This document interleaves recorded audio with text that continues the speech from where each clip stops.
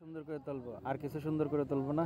হ্যাঁ, আপনি তো মুখ ঢেকেই রাখছেন, তাহলে আমি ছবি কেমনে সুন্দর করে তুলবো বলেন তো দেখি। এই পর্দার আড়ালে যে আমার পছন্দ করবে তাকেই আমি ভালোবাসবো। তাই যাক, সুন্দর কথা বলছেন। নাম কি আপনার? জান্নাতি।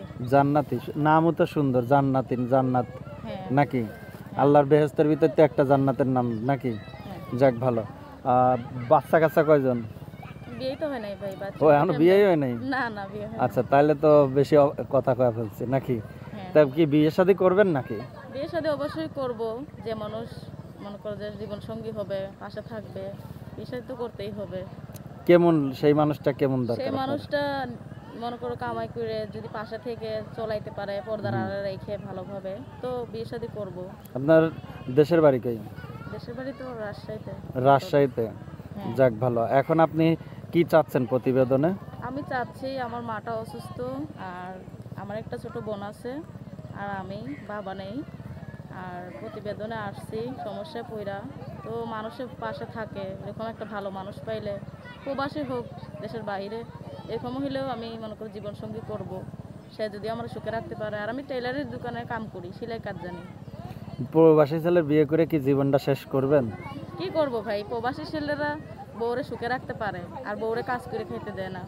সোনা দিয়ে তো ঢেকে দেয় প্রবাসীরা, এতটুকু দিতে পারবে, তাছাড়া সুখ দিতে পারবে না ভাই। সুখ না দিলেও মনের শান্তিটাই বড়। ওই দেখা যাচ্ছে একটা চেন পাঠাইলো আপনার জন্য, একটা হার পাঠাইলো, এই সোনার জিনিসটাই দিতে সোনার হবে। জিনিস না পাঠাইলেও সে মনে করো যে বউরে মনে করো যে সবকিছু দিতে পারবে। ভালোবাসা দূরে থেকে ভালোবাসা দূরে থেকে কোনো সময় পরিপূর্ণতা পায় না, পরিপূর্ণতা পাইতে হলে কাছেই থাকতে হয়। কাছে অবশ্যই, এক বছর পর একদিন আসলেও তাও শান্তি। ওতেই সুখ। হ্যাঁ। যাক, তাহলে আর কিছু বলার নাই। আপনার হ্যাঁ, যে আমি প্রবাসী এরকম ছেলে ভালো বিয়ে মানুষ করতে চাই, হবে। প্রবাসী হোক। কে দেশে কি ভালো ছেলে নাই? দেশে ভালো ছেলে আছে, কিন্তু প্রতিবেদন আসলাম, যারা ভালো লাগবে তার সাথে যে আমার দেশের- পাশে দাঁড়াবে। হ্যাঁ, দেশের গুলো বাদাম মানা। দেশের গুলোও ভালো, সব ছেলেরাই ভালো। প্রবাসী থাকে যারা থাকে, ওরাও দেশে থাকে, সমস্যা কি? যাক ভালো। তো যদি যোগাযোগ করে, যে নাম্বার দিয়েছেন এটা কি আপনার কাছে থাকে সব সময়? এইটা আমার কাছে থাকে। তো আমি ভাই, আমার মাটা অসুস্থ তো, আর আমার টেলারের দোকানে কাম করতে হয়। আমি চাই থাকতে যে প্রবাসী একটা ছেলে যদি কি দেশের বাড়ি, দেশেরও একটু ভালো ছেলে হয়, তো আমারও যদি পাশে দাঁড়িয়ে, আমার মা অসুস্থ মানুষ, আমি মনে করি সংসার ইনকাম করতে পারি না তেমন, আমি মনে করি প্রতিবেদনে আসছি, টেলারে কাম জানি, সেলাই মেশিন একটা যদি আমার কিনে দিয়ে যদি বলে 1 বছর অপেক্ষা করো, তা আমি তার জন্য অপেক্ষা করব। কিন্তু হ্যাঁ, আমি চাই একটা ভালো ছেলে, ভালো একটা মানুষ যে আমার দায়িত্ব নিবে, একজনই চাই। আমি চাই না মনে করো যে 10 জনের সাথে সম্পর্ক করে জীবন নষ্ট করতে। একজন মানুষ হলেই হবে।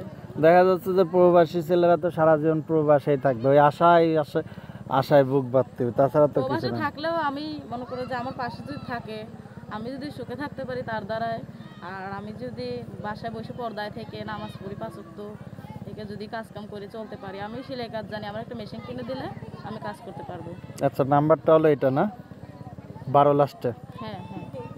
01869 চলে গেল কে? এত দুর্বল কেমন? ফোন চার্জ থাকে না ভাই। তাই না, চার্জ থাকে না। দর্শক, আমি তার নাম্বারটা বলে দিচ্ছি, 01869292212 01869 292212 01869 292212 01869 292212। যাই হোক, এটা হলো আপনার নাম্বার তাই না? কথাপুর নাম্বারটা আমি আর একবার বলে দিই, 01869 292218 01869 292212। বিদায় নেওয়ার পূর্বে দর্শকদের কিছু বলার আছে কথা আপা আপনার? ও সরি, কি জানো না, জান্নাত আপা আপনার? জান্নাতি।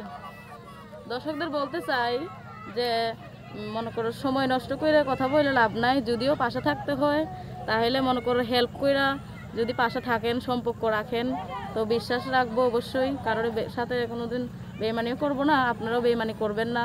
যে কোনো একজন পাশে থাকেন, আমি অবশ্যই তার সাথে সম্পর্ক রাখবো, জীবনসঙ্গী বানাবো।